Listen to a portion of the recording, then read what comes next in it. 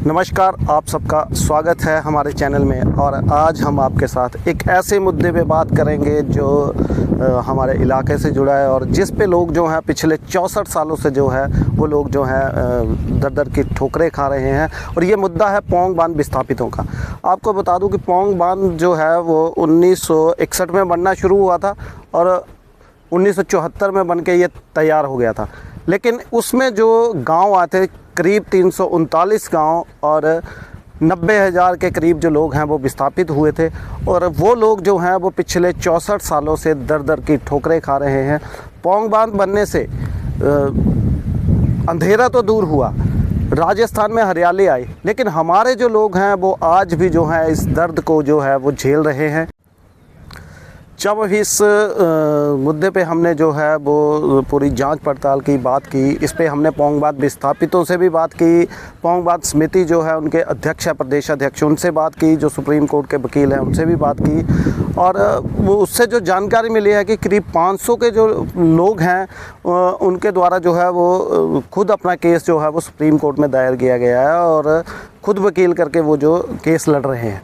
और दूसरी तरफ देखें तो जो राजस्थान सरकार है उनका अधिकृत वकील जो है वो राजस्थान सरकार की तरफ से जो है वो केस लड़ रहा है। तो इन सब की ये मांग है कि प्रदेश सरकार जो है वो इन्हें वकील मुहैया करवाए। और जैसा कि देहरा में उपचुनाव हुआ तो मुख्यमंत्री ने जो है वो इसके लिए कहा था कि वो पौंग बांध विस्थापितों के हक़ की लड़ाई जो है इसे पूरी तरह से उनके हक़ में है और उन्हें न्याय दिलाया जाएगा।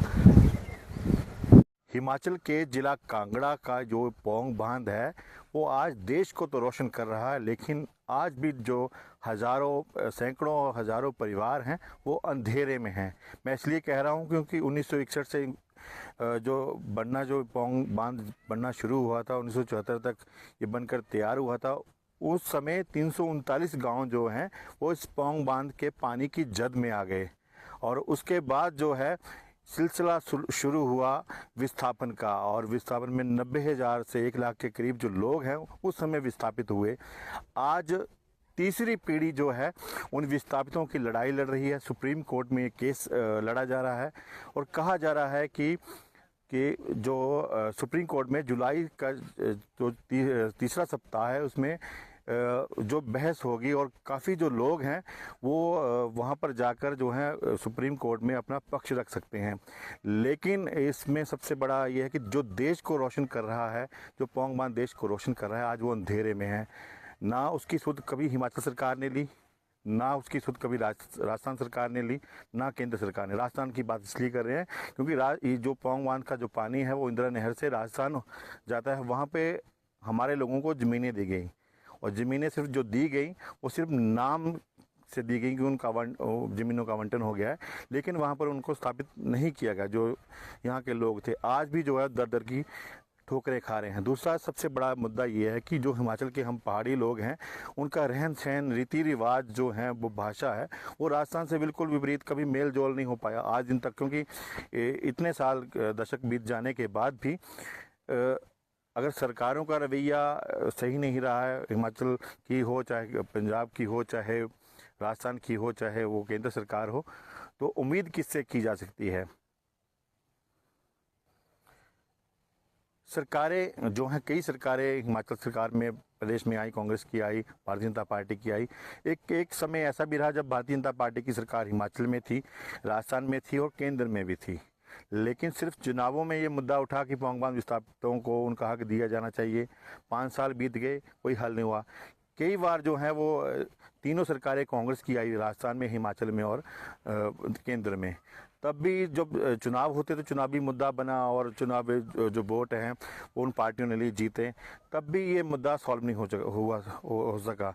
लेकिन सबसे बड़ी बात ये है कि ये जो नेता हैं उनकी जो मंशा बिल्कुल साफ़ है। साफ़ इसलिए कह रहे हैं कि अगर इनकी मंशा उन विस्थापितों को स्थापित करने की होती तो आज इतने वर्ष जो हैं वो नहीं लगते। दूसरा सबसे बड़ी बात ये भी है कि क्योंकि राजस्थान सरकार जो सुप्रीम कोर्ट में केस लड़ रही है उसमें राजस्थान सरकार का जो वकील जो है प्रतिनिधित्व कर रहा है, और हिमाचल सरकार का कोई वकील प्रतिनिधित्व नहीं कर रहा है। यहाँ के जो आम लोग हैं, कम से कम जो हमारे पास आंकड़ा आया है, 500 लोगों ने मिलकर जो है वो अपना ही वकील किया है, जो वहाँ पर उन लोगों का पक्ष रख रहा है।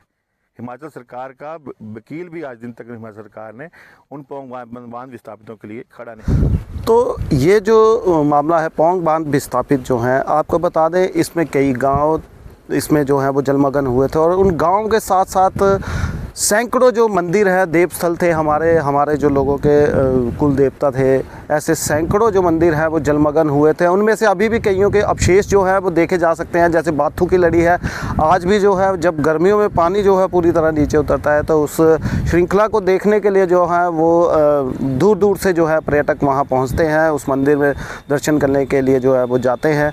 इसी तरह सैकड़ों मंदिर थे। और एक और बात है कि जो हमारी ये भूमि थी, ये बहुत उपजाऊ भूमि थी, हल्दून वैली के नाम से इसे जाना जाता था। ऐसा कहा जाता है कि यहाँ के जो किसान थे, जो विस्थापित हुए थे, वो एक नमक और तेल के लिए जो है वो बाहर जाते थे, बाकी लगभग हर चीज़ जो है वो यही पैदा कर लेते थे।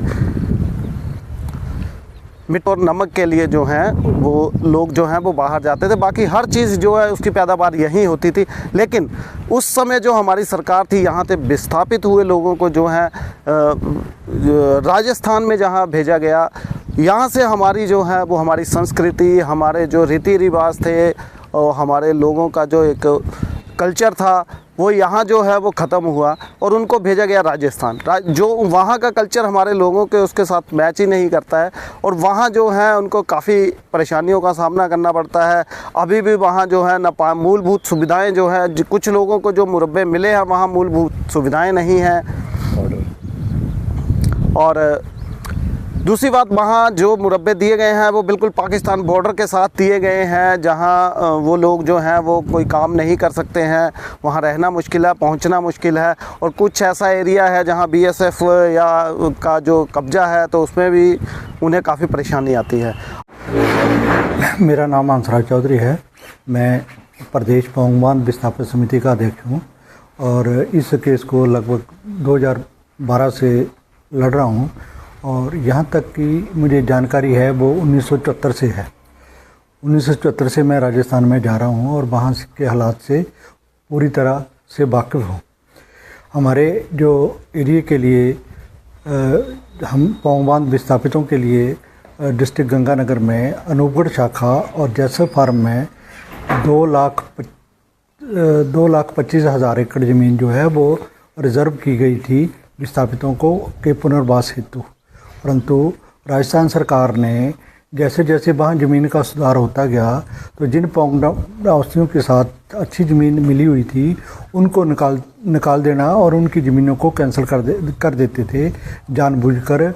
यहाँ तक कि हमारे साथ उस वक़्त गुलामों जैसा व्यवहार किया गया। यदि कोई आवासी उस समय अपने खेत से बाहर सब्ज़ी लेने भी जाता या मंडी में किसी काम के लिए जाता तो वो पीछे से पटवारी उसकी ज़मीन में पर गहरा लगा देता कि ये अलॉटी जो है वो ज़मीन में नहीं पाया गया है, और दूसरे दिन उसकी ज़मीन खारिज कर दी जाती थी। इस प्रकार उन्होंने साजिश रची जिसमें एक SDM IAS अधिकारी संजय प्रोत भी मिला हुआ था, जो कि बाद में CBI द्वारा अरेस्ट किया गया और वो उसने सुसाइड कर लिया था। इसी की बात कर रहे हैं? हाँ जी, कौन से साल? ये 1980-82 का टाइम था। उस वक़्त 80-82 का टाइम था। तो उसने अंधाधुंध मुरब्बे जो हैं कैंसिल कर दिए। तकरीबन 66 मुरब्बे उसने कैंसिल किए थे और 9,000 परिवारों को उसने बर्बाद करके रख लिया। उसने सरकार को एक स्कीम बना के दी, राजस्थान सरकार को, जब मुख्यमंत्री भैरव सिंह शेखावत थे कि मैं रेवेन्यू इकट्ठा करके दूंगा आपको। उसने मुख्यमंत्री को बोला था, स्कीम में ये बताया था, और इसने ये कहा कि पौंग डैम वासियों की ज़मीनों को बेचकर हमें रेवेन्यू इकट्ठा हो सकता है। तो उसने वैसा करवा लिया और राजस्थान सरकार से वो ज़मीन के लिए पैसा इकट्ठा किया। लगभग उस वक़्त 400-500 करोड़ रुपया जो है वो उसने इकट्ठा किया था और वो रेवेन्यू हेड में डाला गया। अभी उसने उसके बाद पौंग बांध विस्थापित समिति जो 1992 में बनी और वो सुप्रीम कोर्ट में गए। सुप्रीम कोर्ट ने एक उस आदेश से 439 के आदेश से एक हाई पावर कमेटी बनाई और दूसरी तरफ विशेष न्यायालय जिला गंगानगर में नियुक्त किए, जिन्होंने 2200 मुरब्बे जो हैं उनकी केसों की जांच की। आदेश तो ये थे कि वो जज साहब उसको जांच करते, पर उन्होंने जांच नहीं की। उन्होंने सिर्फ अपनी जजमेंट लिख दी। जजमेंट लिखने में उन्होंने किसी भी पौंग बांध विस्थापितों के डॉक्यूमेंट को वेरीफाई नहीं किया कि सही क्या है, गलत क्या है, डॉक्यूमेंट गलत लगा है या सही लगा है, पटवारी ने गलत रिपोर्ट दी है या सही दी है, कुछ नहीं। जो भ्रष्टाचारी एक उपमंडल अधिकारी था उसके आदेशों को ही उसने सही माना और डिट्टो कर दिया उन्होंने उसको। परंतु जब उसकी किसी भी विस्थापित द्वारा अपील वगैरह नहीं की गई, ना ही उसकी अपील करने का कोई साधन किसी ने बताया उस वक़्त क्या हो सकता है, क्या नहीं हो सकता है। लोग हाई पावर कमेटी के पास गए, परंतु हाई पावर कमेटी ने कोई निर्णय नहीं लिया इसके बारे में। ये बताते रहे करेंगे जी करेंगे। ना तो उन केसों की समीक्षा हिमाचल सरकार ने की, ना ही राजस्थान सरकार ने की।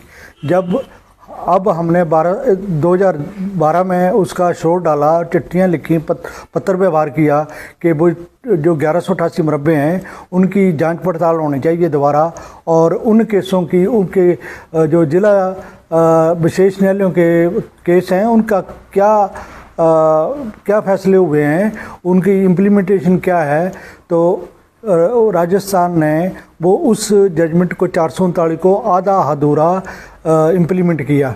जो मुरब्बे 1188 थे वो पौंग बांध विस्थापितों को वापस मिलने थे, जबकि उन्होंने उसके ऊपर भूमाफिया बैठा दिया राजस्थान सरकार ने, और वो आज तक भी उस पर कायम है।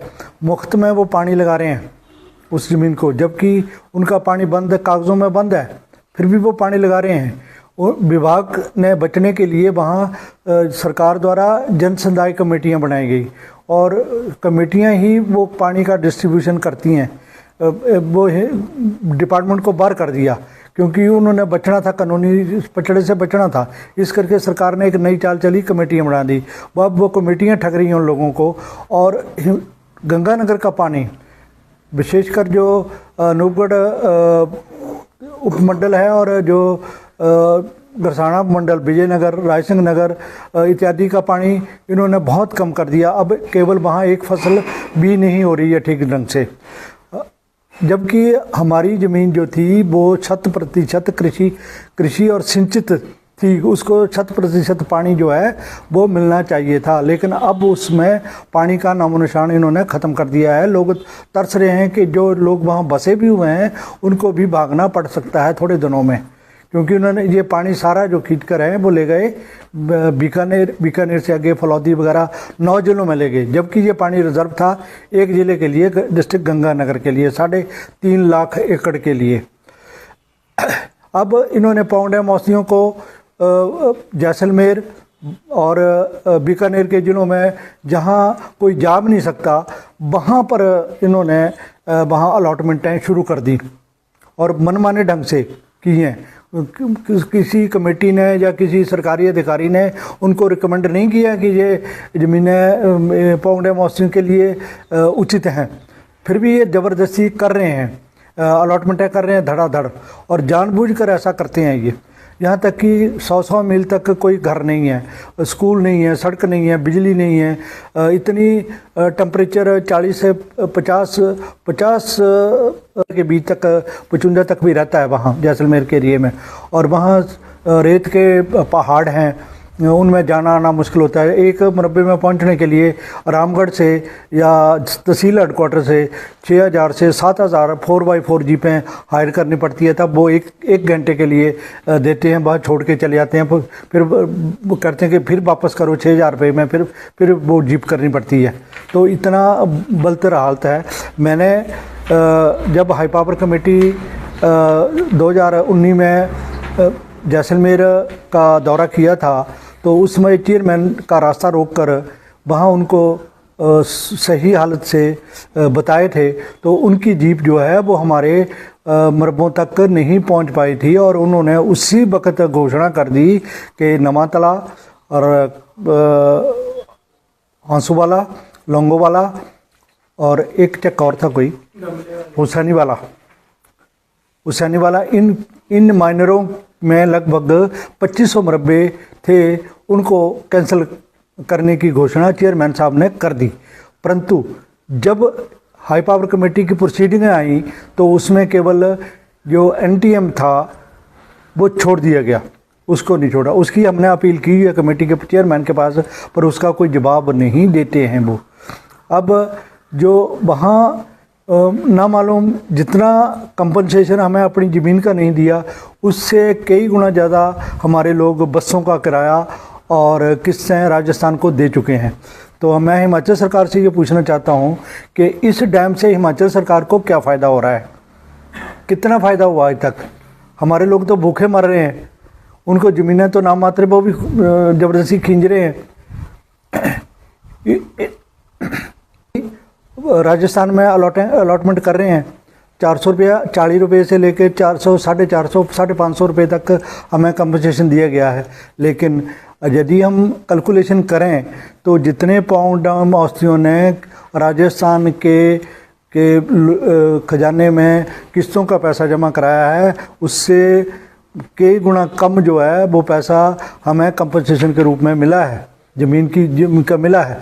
जो बाकी किराए के रूप में दे दिया, पटवारियों को रिश्वत देने के रूप में दे दिया, अफसरों को रिश्वत रूप में दे दिया। यदि हमें कोई अलॉटमेंट होती है तो हम अलॉटमेंट लेने के लिए जाते हैं, कब्जा लेने के लिए जाते हैं, पटवारी अपने ऑफिस से तब तक नहीं हिलता जब तक उसको 2,500 या 3,000 रुपया न दिए जाए और उसको जीप न दी जाए। ये स्थिति है हमारी वहाँ राजस्थान में। हमारा नहीं बन सकता, हम बच्चे के नाम, अपने के नाम ज़मीन नहीं हो सकती। मौलिक अधिकार हमारे छीन लिए गए हैं, ना हम हिमाचल के हैं ना राजस्थान के हैं। इस वक्त ये स्थिति है हमारी। कार्ड बनाने, राशन कार्ड नहीं बनता, बोलते हैं आप नहीं है। जो सुविधा डिग्गी बनाने के लिए दी जाती है वो भी नहीं है, कहते हैं कि आप तो हिमाचली हो, नहीं मानते वो हमें। हमारे वहाँ किसी आदमी की जात नहीं है, वहाँ किसी आदमी की जात नहीं है। किसी को ब्राह्मण को राजपूत बना दिया, राजपूत को ब्राह्मण बना दिया, सूद को चौधरी बना दिया। ये ऐसी स्थिति है। यहाँ एक बेद सूद जी हैं, कैप्टन बेद सूद जी बम्बई में रहते हैं, उनकी जात चौधरी लिख दी गई है, गिरथम नहीं लिखी, चौधरी लिखी है। तो वो कई दिनों से उसकी छानबीन करने के लिए, उसको करेक्ट करने के लिए राजस्थान अथॉरिटी से काम करने बोलते नहीं, वकील करो जाके। तो वकील के पास जाते हैं, बोलते हैं 1.5 लाख रुपया लगेगा फीस। तो इन परिस्थितियों में आप जो लगाएं, जितना मर्जी जो लगाएं, पाँव विस्थापितों के लिए नर्क है वहाँ राजस्थान में जाना। यहाँ का जो कल्चर है, कांगड़ा का कल्चर, वहाँ के कल्चर में क्या आप बहुत ज़मीन आसमान का फ़र्क है, बहुत ज़मीन आसमान का फ़र्क है। वहाँ लूट खसूट है, हर चीज़ का, दफ्तरों में अलग माहौल है, गांव में अलग माहौल है। हमें तो वो अलग सेपरेट समझते हैं। वो ये लोग यहाँ के हैं नहीं, विदेशी हैं ये तो। जी सर, नाम बताएं। नमस्कार, मेरा नाम राजेंद्र पठानिया, एक्स प्रधान गेट पंचायत ब्लॉक देहरा। मेरा परिवार पोंग बांध विस्थापित है। पिछले 52 सालों से मेरे परिवार को राजस्थान में जो ज़मीन मिलनी थी आज तक नहीं मिल पाई है। जो भी अलॉटमेंट राजस्थान गवर्नमेंट कर रही है उसमें मूलभूत सुविधाएं कुछ नहीं है। गवर्नमेंट हिमाचल प्रदेश और राजस्थान गवर्नमेंट में एक MOU साइन हुआ था, उसके मुताबिक जो सरकार ने मूलभूत सुविधाएं बोली हुई थी, इसमें शिक्षा, स्वास्थ्य, सड़क, पानी, ये सारी सुविधाएं थी। अब जो भी राजस्थान गवर्नमेंट दे रही है ज़मीन, वो शहर से 200 किलोमीटर बॉर्डर पे है। वहाँ पे ना तो कोई सुविधा है, ना आने जाने का कोई साधन है। बहुत ही मुश्किल वहाँ पहुँचना होता है, तो लोगों को बहुत ज़्यादा परेशानी है। मेरी सरकार से निवेदन है कि हिमाचल गवर्नमेंट राजस्थान गवर्नमेंट से मिलके इस समस्या का समाधान करे, जिससे कि जो पोंग बांध विस्थापित निराश हो रहे हैं उनको राहत मिले। जी सर। हाँ, विनोद शर्मा मेरा नाम है और मैं सुप्रीम कोर्ट में अधिवक्ता हूँ। और पौंग डैम औस्ती से जो रिलेटेड केसेस हैं, जो पिटीशन है, उसको मैं ही देख रहा हूँ। मैं भी मूलतः डिस्ट्रिक्ट कांगड़ा से ही हूँ और पिछले 29 सालों से वहाँ वकालत कर रहा हूँ और इसी कारण बहुत सारे पौंग डैम औस्तियों को मिलने के बाद मैं भी इस समस्या से बड़ी गहराई से अवगत हूँ। 2022 में पौंग डैम की जो समिति बनी हुई है, उनके मेंबर की सहायता से हमने बहुत सारे लगभग 500 के करीब जो है वो हमने पौंग डैम औस्तियों के केस जो हैं सुप्रीम कोर्ट में डाले। उन केसों में प्रॉब्लम ये है कि पिछले 5 दशक से ये समस्या शटल नहीं हो पाई है। 1996 में प्रदेश पौंग बांध विस्थापित समिति Rajasthan versus union of India 1996 में केस हुआ। उस केस में ऑनरेबल सुप्रीम कोर्ट ने कुछ डायरेक्शंस दी कि इन लोगों को प्रॉपर तरीके से वहाँ बसाया जाए, मुरब्बे दिए जाएं जहाँ मूलभूत सुविधाएं उपलब्ध हों। वहाँ पे 1188 मुरब्बा जो है स्टेज 1 में उपलब्ध है। उसमें से शायद 100 से 150 लोग हैं जिन्होंने डैम औस्तियों ने ऑक्यूपाई कर रखा है। बाकी सभी जो हैं वो इलीगल राजस्थानी ऑक्यूपेंट हैं। हमने कई बार इन्होंने वहाँ पुलिस से, एडमिनिस्ट्रेशन से, सरकार से शिकायत की, लेकिन अभी तक उन्होंने उस एरिया को खाली नहीं किया है। तो हमने इसी बाबत यहाँ पे केस लगाया है। हमारी 3 प्रमुख मांगे हैं। पहली मांग इस केस में हमारी ये है कि या तो जो 1188 में जो मुरब्बे उपलब्ध हैं, उन मुरब्बों की जो वहाँ पे एक वैल्यू है, कीमत है और जो मूलभूत सुविधाएं हैं, उन मुरब्बों में हमें मुरब्बे अलॉट किए जाए। दूसरा हमारा ये है कि अगर ये भी नहीं कर सकते हैं तो हमें कंपनसेशन के रूप में दिया जाए। पिछले 5 दशकों से हमारी जो हरासमेंट हुई है, चाहे वो कोर्टों में केस लगाने के लिए, चाहे किसी भी तरह से जो हरासमेंट हुई है, उसका सारा कंपनसेशन जो है कम से कम हमें 3.5 से 5 करोड़ रुपए के बीच में दिया जाए। वो भी मैं कम बता रहा हूँ। वहाँ पे अब प्लॉटों की कीमत जो मुरब्बों की 7 से 10 करोड़ रुपये है। तीसरा हमारा ये है कि हम हिमाचल गवर्नमेंट से भी ये गुजारिश करते हैं सुप्रीम कोर्ट के माध्यम से कि भाई राजस्थान में हमारा जाना बहुत मुश्किल हो गया। वहाँ रेत के टिल्लों में प्लॉट दिए जा रहे हैं, सुरक्षा कोई नहीं है। हमारा एक पिटीशनर है जिसने हाई कोर्ट से पिटीशन को एग्जीक्यूट भी करा दिया, सुप्रीम कोर्ट से करा दिया, 1188 मुरब्बा भी चिन्हित करा दिया, लेकिन अभी तक पोसेशन नहीं ले पाया और वहाँ से उसको गोली मारने की धमकी मिल रही है। ये हाई कोर्ट के संज्ञान में लाया गया मामला।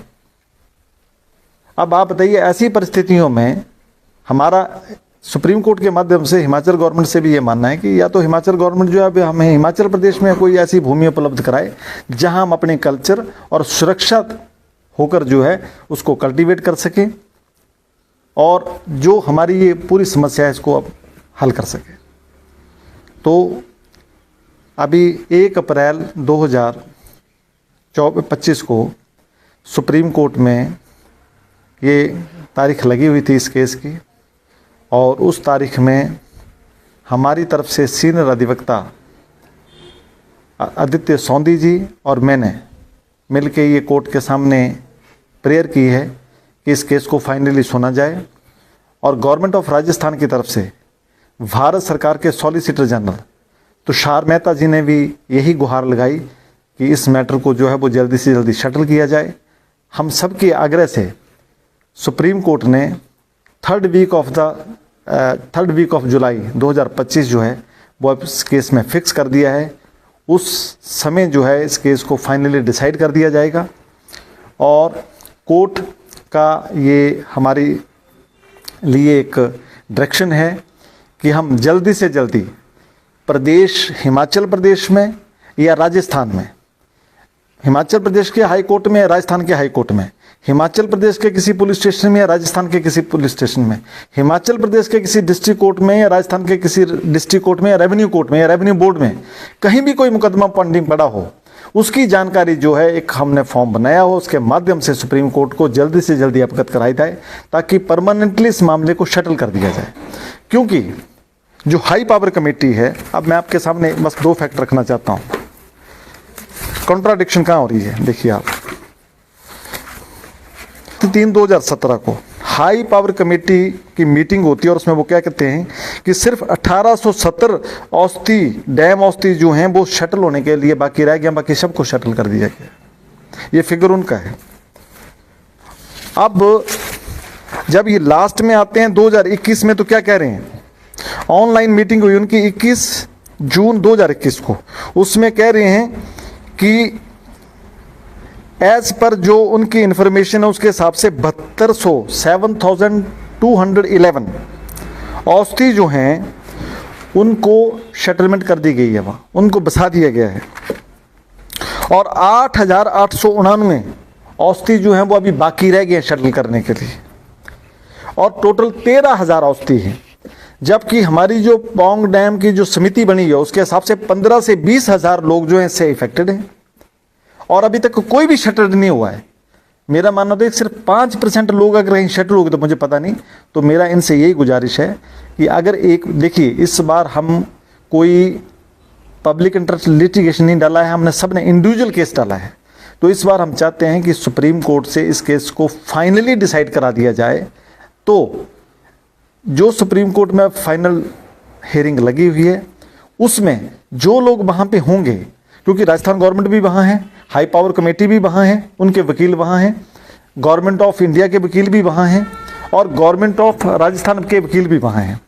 तो उन सब वकीलों के सामने और जजों के सामने जितने भी डैम औस्तियों के केसेस जो होंगे, वो जो केस सामने वहाँ पे पेंडिंग होंगे और डिस्प्यूटेड होंगे, उन केसों को जब एक बार डिसाइड कर दिया जाएगा, चाहे कंपनसेशन के रूप में या 1188 की तरह मुरब्बों के रूप में या हिमाचल में उनको लैंड दी जाएगी, उसके बाद मुझे नहीं लगता कि दोबारा कोई फिर केस को सुनने वाला है। 1996 में एक बार डायरेक्शन कॉमन हुई थी, उसके बाद दोबारा सुप्रीम कोर्ट पहुंचने के लिए हमें 29 साल लगे हैं। और अगर अब दोबारा कोई डैम औस्ती बच गया कि जी मैं तो उधर था, मैं तो इधर था, तो मुझे नहीं लगता फिर दोबारा कोई सुनने वाला है। और मेरा खास करके, क्योंकि मैं हिमाचली हूं और हिमाचलियों का मैं केस लड़ रहा हूं, तो हिमाचल गवर्नमेंट से, सेंट्रल गवर्नमेंट के जो हमारे यहाँ के रिप्रेजेंटेटिव हैं, चाहे वो लोकसभा मेंबर हैं और भी हैं, मेरा सबसे अनुरोध है कि हम सब मिल के सेंट्रल गवर्नमेंट से भी सहयोग लें, स्टेट गवर्नमेंट से भी सहयोग लें, और इस मामले को अच्छे तरीके से जल्दी सुप्रीम कोर्ट में शटल करा दिया जाए, ताकि हमारे लोग आराम से, जो उन्होंने एक बड़ी शराफत से अपनी लैंड कुछ विचार किए बिना इस देश हित में दे दी थी, उसी तरीके से इन सरकारों को भी इनको न्याय देना चाहिए। इन्हीं शब्दों के साथ मैं आपका धन्यवाद। अब देखना यह है कि क्या पौंग बांध विस्थापितों को उनका हक मिल पाएगा, क्या प्रदेश सरकार उनकी सहायता करेगी। ये जो मामला है 64 साल पुराना ये मामला है पौंग बांध विस्थापितों का, और क्या जो पौंग बांध विस्थापित हैं उन्हें सरकार की तरफ से वकील मिलेगा या ये लड़ाई जो है उन्हें खुद लड़नी पड़ेगी। इसका जो सुप्रीम कोर्ट में मामला है, जुलाई के तीसरे सप्ताह में जो है इसकी सुनवाई है। अब देखना यह है कि क्या पौंग बांध विस्थापितों को न्याय मिल पाता है या नहीं। देखते रहें News 123।